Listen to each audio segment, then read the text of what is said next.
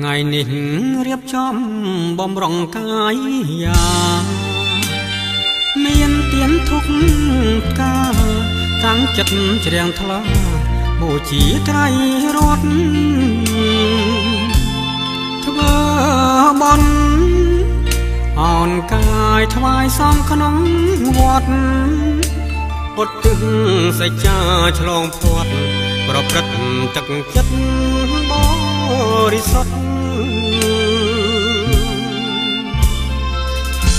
កូនសែនរលឹកនឹកឃើញគ្រប់ពេលមេត្តាថ្នាំងធ្នមថែបៃតារិះរេកាយចិត្តអំណត់ព្រោះតាកូនស្ងួនតស៊ូប្រយុទ្ធទាំងក្តៅរងានឿយហត់ដើម្បីតែបុត្រប្រុសស្រី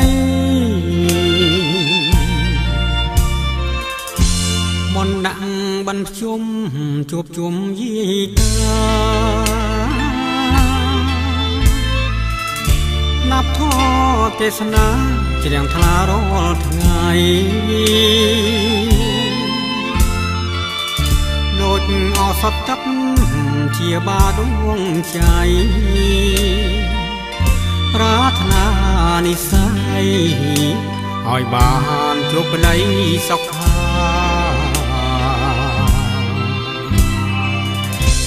ទៅបោះបាយមិនជួបភ័ក្រចរណៃសងជាប់ជានិស័យ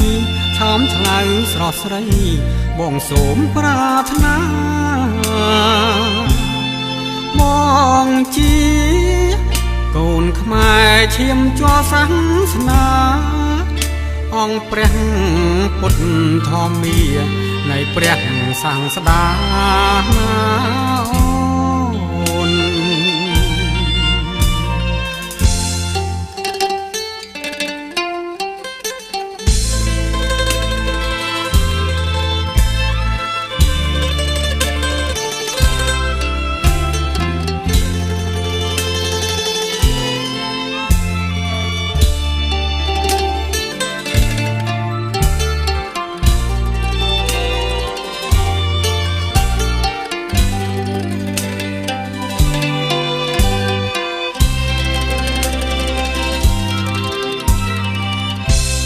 ទៅបោះបាយមិនជួបភ័ក្រចរណៃ